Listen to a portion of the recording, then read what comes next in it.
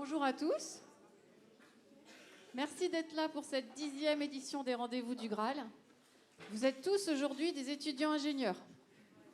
Vous avez vu? Donc un grand merci à l'ENSAI de nous accueillir dans ces locaux. Après 2 années de Rendez-vous du Graal au Rennes Métropole, on a changé d'environnement. Donc super chouette pour nous. Merci beaucoup.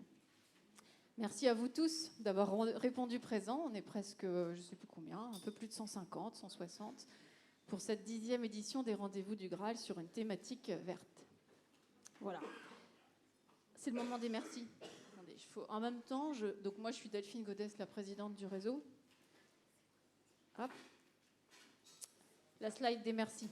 On en dira plus ce soir, mais je voulais quand même remercier pour démarrer donc l'ENSAI bien sûr, mais l'équipe d'organisation, si on est tous là aujourd'hui pour ce rendez-vous, cette 10e édition des rendez-vous, c'est grâce aussi à une équipe de bénévoles qui se sont engagés, impliqués, donc un comité de pilotage pour qu'on puisse imaginer cette journée et la concevoir pour vous. Donc je remercie.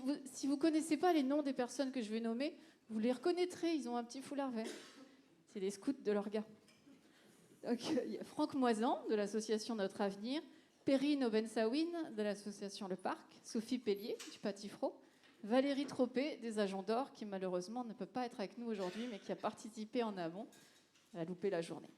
Voilà. Mais il y a aussi beaucoup d'adhérents parmi vous qui ont contribué à faire de cette journée une réussite, même si elle n'est pas finie, on va déjà partir positif. Donc Notre Avenir qui vous a accueillis ce matin avec le café, les FNAC, avec des personnes qui vous ont accueillis sur les petites stands d'accueil et les étiquettes, le Pommeret qui va vous proposer le déjeuner ce midi, végétarien, l'association Espoir 35 qui a mis à disposition sa chargée de communication pour nous aider sur les affiches, les flyers, etc. Un merci aussi à l'ARS quand même qui cofinance cet événement. Voilà pour les merci. Voilà, nos intentions. Qu'est-ce qui nous a réunis ici aujourd'hui? Je prends mon papier pour pas zapper. Notre intention pour organiser cette journée, elle était assez simple. 2 mots, on voulait du contenu et du cœur. Donc j'espère que quand on fera le bilan de la journée, on retrouvera ça, du contenu et du cœur. D'une part, on est parti quand même des souhaits des adhérents que vous avez pu exprimer, puisque lors de la dernière édition des Rendez-vous du Graal, l'année dernière, en fin d'année, il y avait un questionnaire de fin de journée, et dans ce questionnaire, il y avait la possibilité de donner des thématiques. Eh bien, RSE, RSO, environnement, développement durable, c'est des sujets qui sont parmi d'autres, il n'y avait pas que ça bien sûr, mais et bon, ça nous a parlé. Donc on a fait une petite équipe de pilotage et on s'est dit, ces sujets-là nous parlent, on va s'engager et créer une journée sur cette thématique. Pour la mettre en œuvre, nous avons... Qu'est-ce qui nous a guidés dans la mise en œuvre de cette journée? Ça a été vous faire, en tout cas, retrouver du lien à la planète, vous faire retrouver du lien au vivant, vous faire retrouver du lien à la nature. Quand je dis la nature, on va plutôt en effet parler de nature aujourd'hui, plutôt que d'environnement. Pourquoi? Parce que l'environnement, c'est quelque chose qui peut être perçu comme extérieur à nous. Or, l'environnement ne nous est pas, la nature ne nous est pas extérieure. Vous verrez que la nature, nous sommes le vivant, nous sommes la nature. Qu'on puisse se quitter ce soir avec cette notion. Le vivant, c'est nous, nous sommes la nature. Voilà ce que je voulais vous dire. Nos intentions. Donc, si on pouvait les résumer en 3 mots, si je devais vous résumer les intentions que l'équipe de pilotage qui nous a guidés dans la construction de cette journée, ces 3 mots, c'est partage. Alors, voilà. Partage, mouvement et joie. Pourquoi partage? Le choix de la thématique a fait écho à la participation de la LAB depuis quelques mois à la CEC Ouest, événement que je partage avec Marion Thiraud, l'animatrice du réseau. C'est quoi la CEC Ouest? La CEC, c'est un mouvement associatif inspiré de la Convention citoyenne pour le climat. Ça a été initié au niveau national en 2021 et elle a été tellement inspirante pour les participants de cette première CEC au niveau national que quelques-uns ont décidé de la décliner en région pour que des actions vertes, on va dire, puissent émerger au niveau local en regroupant des acteurs économiques de différents secteurs d'activité, des entreprises, mais aussi des associations, des organisations, des écoles, etc. La LAP, en fin d'année, l'année dernière, a décidé de s'y engager. Mais ça avait du sens de ne pas le faire tout seul dans notre secteur d'activité, ça avait du sens de le faire en réseau. En étant la présidente du réseau, j'ai proposé d'y associer Marion et aujourd'hui on vit toutes les deux l'expérience CEC ensemble depuis le mois de janvier. C'est quoi une expérience CEC? Ça, c'est quelques photos de ce qu'on vit. L'expérience CEC, ça consiste à partager un constat avec l'éclairage des scientifiques, c'est important, de sociologues, d'experts renommés, et à partir de ce constat, d'imaginer un nouveau modèle durable pour nos activités.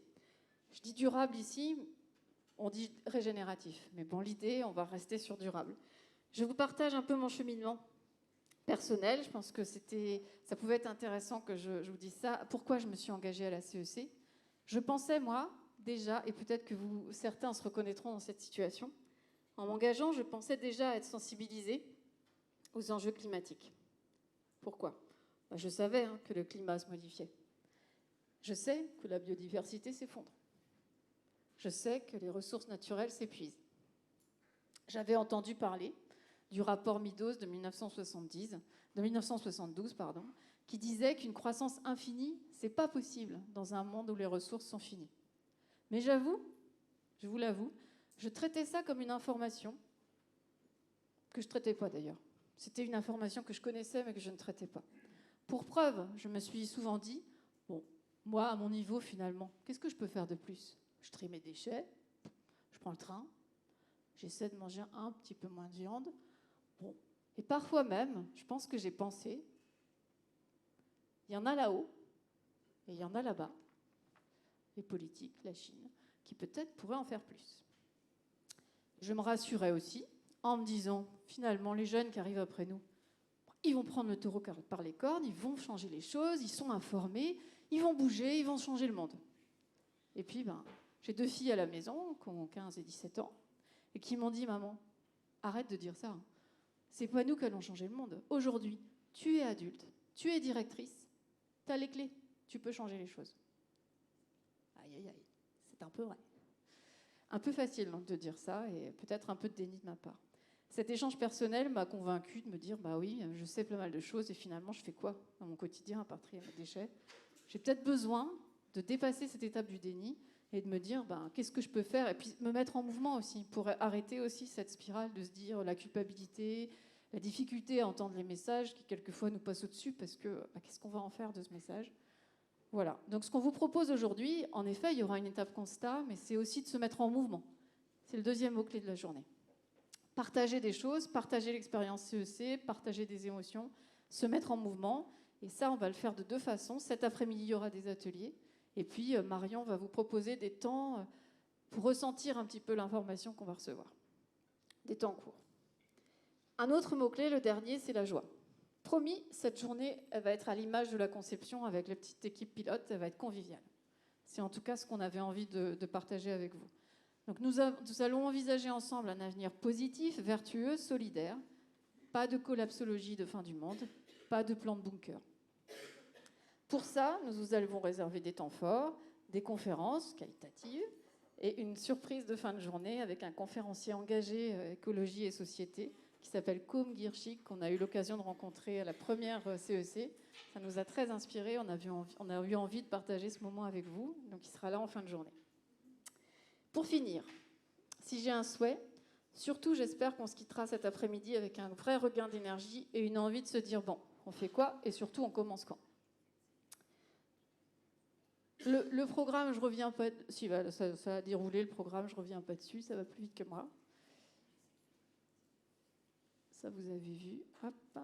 Et donc Stéphane. Et alors, la petite photo que je voulais partager avec vous, c'est celle-ci. Nourrissez-vous de cette journée. Voilà. Nourrissez-vous de cette journée pour renforcer notre réseau et développer surtout un système collaboratif encore plus fort que ce qu'il est aujourd'hui. Un système collaboratif puissant, à l'image de cette photo. Une belle forêt. C'est pas une citation, c'est moi qui... Bon. Une belle forêt, elle est faite de beaux et grands arbres. On est tous des très beaux et des très grands arbres, mais on est tous interconnectés. C'est une partie invisible, mais qui rend notre forêt forte et résistante aux turbulences. Voilà.